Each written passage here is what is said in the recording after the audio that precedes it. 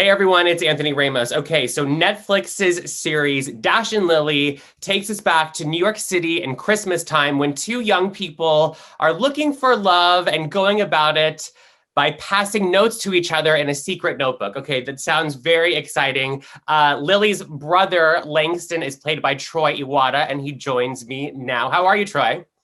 I'm great. How are you? Good. So I don't think I gave it the justice of what it is, but your character actually is really the reason that this whole thing starts with this notebook. So kind of set it up for us because it is such a cute series and it's something I think we all need right now.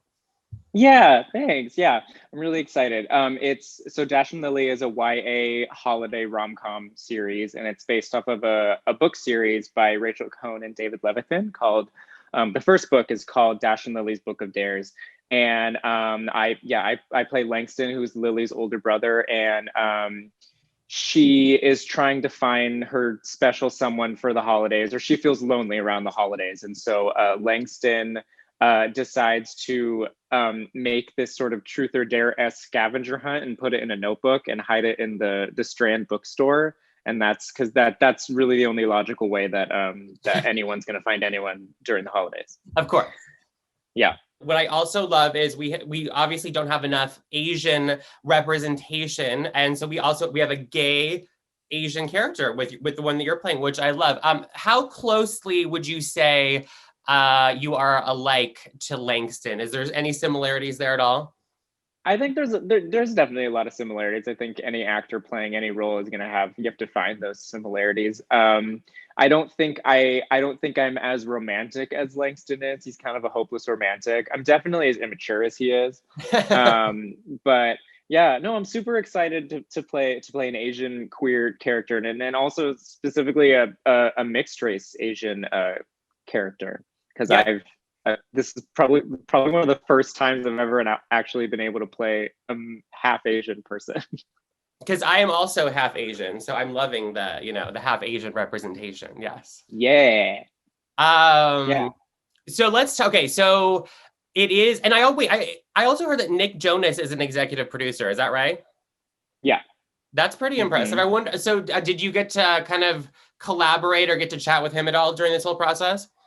I never got to meet him. I thought it was fun. It was full circle. I said one line on Quantico and I yelled at his wife, Priyanka. Not in real life, but like that was my scene. And now Nick Jonas is my boss.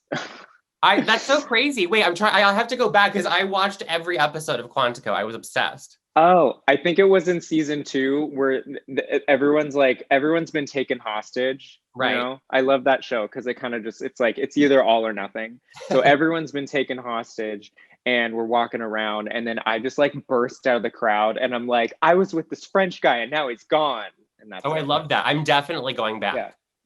Yeah. We never find the French guy. And we also never knew where he came from. Well, that sounds about right for Quantico, to be honest. Very secret.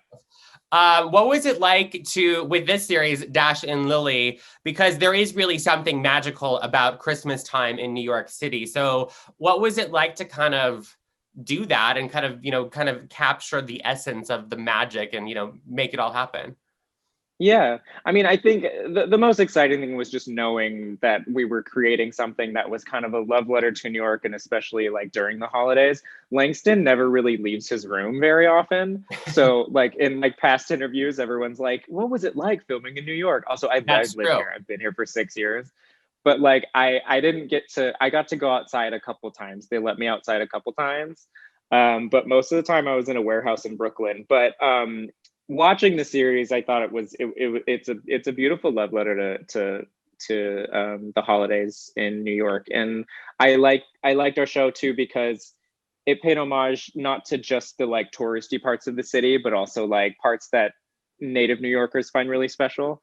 So it was really cool. We also filmed from like September to December, so like when all the holidays were happening. So that was fun. It was real. It was authentic. So I think I'm only 3 episodes in, and speaking of you being in your room a lot, I know you spend a lot of time so far in the sheets, shirtless, with your man. So I mean, that's spoiler for everyone. Yeah.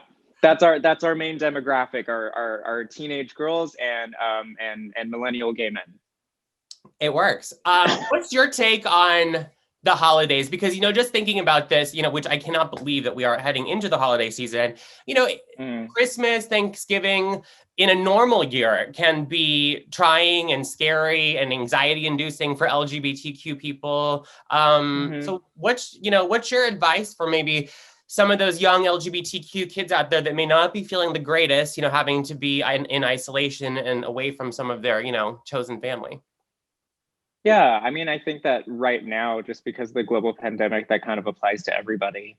But I mean, specifically to like the younger queer community, I think it's really important to just remind yourself that, your chosen family is your real family. And, even if you are very close to your blood related family, not everyone can visit their family right now because of the pandemic. And luckily we have FaceTime and everything. I don't know. I think everyone's going through the same thing right now. The holidays aren't going to be the same. And it's kind of weird. Like, I watched the whole series a couple of weeks ago, and there was this like sense of nostalgia to it, even though it was set now. It was kind of weird because the holidays just aren't going to be the same this year. And this was filmed pre-pandemic. So it's very like all out holidays in the city.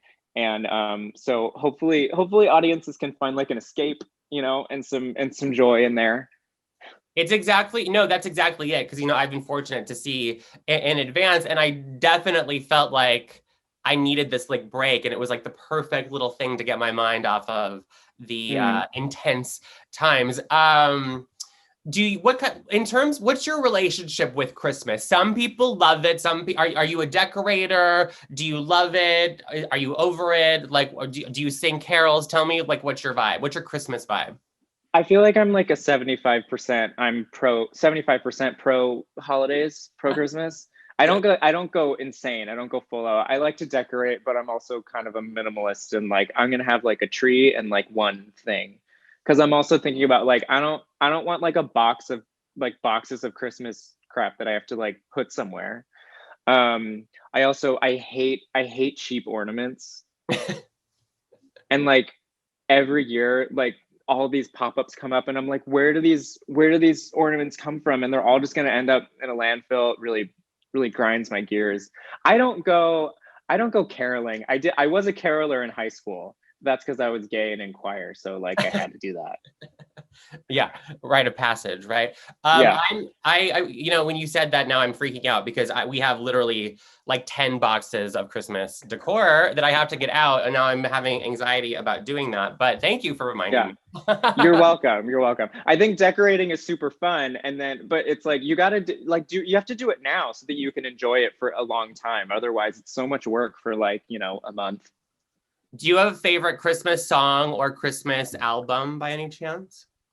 I love Have Yourself a Merry Little Christmas, specifically the Judy Garland one. It's so sad, but I really like it. I know it's very emotional, but it is kind of a classic one, Yeah. I'll press against my window and cry and listen to it. I'll wait for that. I want that on video. Yeah. Okay. How have you been? How's your head? Michelle Visage always likes to ask that question. How's your head, honey? How have you been doing like in this kind of crazy time? We're always trying to give advice to our queer youth out there about how they can kind of not lose it and just stay in control. How have you been doing that? I mean, it's definitely been a roller coaster, and it's taken a lot to get used to, and still you have like good days and bad days. But I think like I don't know, the most important thing is to just really be really kind to yourself. There are certain, like, I think specifically living in this society, we're really pressured to be productive all the time, and like what is productive. And so yeah, there are times where like I'll like take a shower and eat well and exercise, but I'll still feel like I didn't accomplish anything, and I'll have to like remind myself, be like, hey, I took care of myself today. Self-care, so that's yes. fine. That's fine. So I don't know, just be kind to yourself, and like I don't know, reach out to people that you care about, and try and just keep connected with people. That's really helped me. I agree. We're always trying to do that too with at GLAAD, make sure we're, that's what we're doing during this whole time. We are still there for the community and we're trying to do all the good work that we can. So this series, Dash and Lily, November 10th, obviously I can picture in a normal world, the premiere for this would be a Christmas spectacle, I would imagine, but obviously we can't do that. So what are you going to do once the show is, premiere night, I guess, and it's going to be out there? You doing anything special? I mean, I'll probably bake cookies and then just have my boyfriend over and we'll just watch it. What's your And go-to then cookie recipe? Do you have one? oh, I just get the tube of like the tube of Pillsbury, whatever. Like Cher and Clueless. Remember how she just drops Yeah, that? yeah, and then she just drops it. Yeah, Yeah, yeah, yeah. yeah, exactly. Well, Troy, it's been a pleasure. So nice to meet you, everyone. Reminder that Dash and Lily is available on Netflix November 10th. I promise you, it's exactly the Christmas escape that we all need. And Troy, reminder, plays Lily's brother, Langston, who is great and hilarious and a lot of fun. So yeah, make sure to watch it November 10th on Netflix. Troy, I will hopefully see you in person very soon. Yeah, thank you so much. Great to meet you.